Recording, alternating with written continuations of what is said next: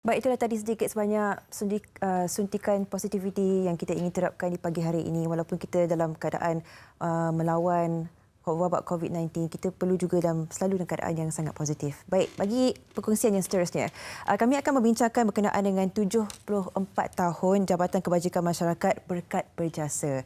Dan ini kita ingin melihat semula bagaimana Jabatan Kebajikan Masyarakat sendiri telah pun memberikan banyak bantuan dan juga mungkin harapan juga bagi mereka yang memerlukan di seluruh negara. Bersama saya hari ini, Encik Zulkifli Ismail, Ketua Pengarah Jabatan Kebajikan Masyarakat. Assalamualaikum. Waalaikumsalam. Sihat ya? Apa khabar? Alhamdulillah. Sofia sihat? Alhamdulillah. Saya sihat setakat ni. Ya.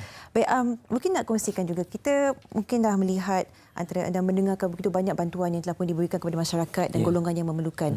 74 tahun itu bukan masa yang singkat, memang masa yang lama. Ya? Lama. Mungkin boleh kongsikan sikit bagaimana sejarahnya, pertubuhannya sendiri dan bagaimana ia telah pun membantu ramai lagi rakyat Malaysia. Ya. Sebenarnya, Sofia, Jabatan Kebajikan Masyarakat telah ditubuhkan pada bulan April. Bermakna bulan ni lah. Bulan ni lah? Ya, penubuhannya. Dan sehingga sekarang, JKM telah berusia 74 tahun. Panjang, tempohnya lama, 74 tahun. Dan dalam tempoh 74 tahun tu, JKM telah mengalami pelbagai evolusi, perubahan dalam pentadbiran, perubahan dalam perkhidmatan. Ya. Dan dia diselarikan dengan keperluan dan kehendak pembangunan negara. Itu peranan JKM. Dan bermulanya JKM, penubuhannya bermula semasa Perang Dunia Kedua. Wow. Ya. Akibat dari masa Perang Dunia Kedua ni, kita ditubuhkan bagi memenuhi keperluan dan kehendak masyarakat pada masa tersebut. Ya, misalnya masa buruh paksa kereta api daripada Burma. Jadi itu yang kita beri perkhidmatan kepada mereka dari segi kebajikan dan sebagainya. Dan di samping itu juga, dalam perkembangan JKM ni, kita terus selarikan dengan keperluan dan kehendak kerajaan, di mana kita ada 5 teras utama, iaitu pembangunan, pemulihan, pencegahan, perlindungan dan juga advokasi. Baik. Itu 5 teras utama yang kita tumpukan kepada peranan JKM. Dan sehingga hari ini pun kita nampak JKM sangat relevan dengan keperluan dan kehendak masyarakat. Dan dalam tempoh jangka masa 74 tahun, JKM sentiasa diselarikan dengan keperluan dan kehendak negara. Dengan itulah JKM telah ditempatkan di pelbagai kementerian. Baik. Misalnya Kementerian Buruh pun pernah diletakkan di bawah Kementerian Buruh dan Kebajikan Masyarakat. Kementerian Kesihatan dan Kebajikan Masyarakat pun pernah diletakkan.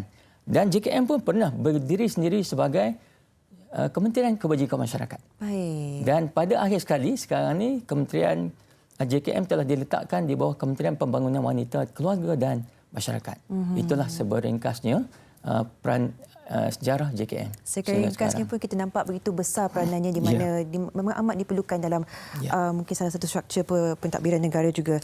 Baik, kita difahamkan juga kan apa yang disebutkan Encik Zulkifli tadi, antara keperluan untuk mengikuti aras masa dan keperluan masyarakat. Tak boleh ikutkan satu cara dan dibawakan ke tahun-tahun yang seterusnya. Jadi menyesuaikan diri dengan perkembangan semasa untuk memberikan yang terbaik kepada masyarakat. Apa mungkin kongsikan golongan sasar dan apa keperluan masyarakat yang terkini sebenarnya, Zulkifli? Sebenarnya JKM ni sentiasa mengalami perubahan dari segi keperluan dan kehendak masyarakat. Yeah. Justru itulah kumpulan sasar kita sentiasa bertambah daripada semasa ke semasa. Sehingga sekarang kita ada 10 kumpulan sasar utama Jabatan Kebajikan Masyarakat.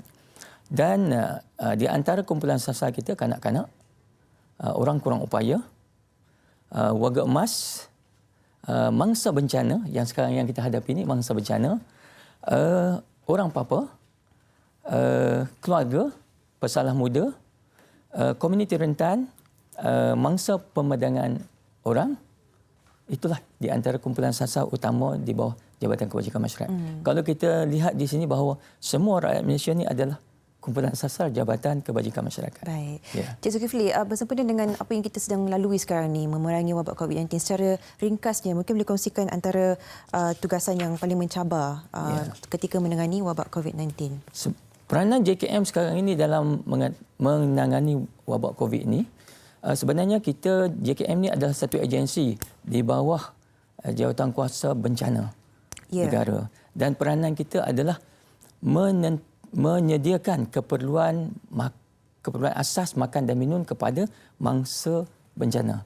Dan selari dengan wabak COVID ini, di bawah Akta 342, iaitu Kaedah Pencegahan Penyakit-penyakit Melarat di bawah Kementerian Kesihatan, kita juga berperanan untuk mengurus Home Surveillance Center dan juga pusat kuarantin. Di mana peranan kita di situ, kita lebih menyediakan kepada penyediaan asas makan dan minum mereka. Kita juga menyediakan keperluan-keperluan yang di-request oleh mangsa-mangsa bencana tadi yang kita tempatkan di pusat kuarantin. Kita juga membantu mereka dari segi berkomunikasi untuk menyampaikan maklumat kepada pihak luar. Dan di samping itu juga peranan JKM ini sangat besar.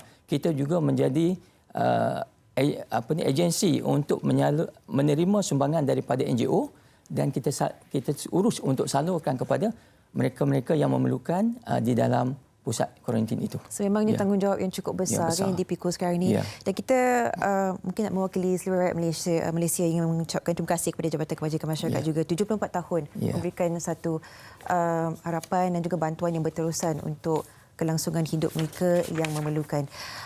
Terima kasih kita nak ucapkan kepada Encik Zulkifli Ismail, Ketua Pengarah Jabatan Kebajikan Masyarakat. Semoga kuat dan sihat sepanjang tempoh ini kerana masih banyak tugasan yang perlu dilakukan. Banyak lagi. Kita tempoh lagi masa banyak. Kita doakan kesihatan Encik Zulkifli.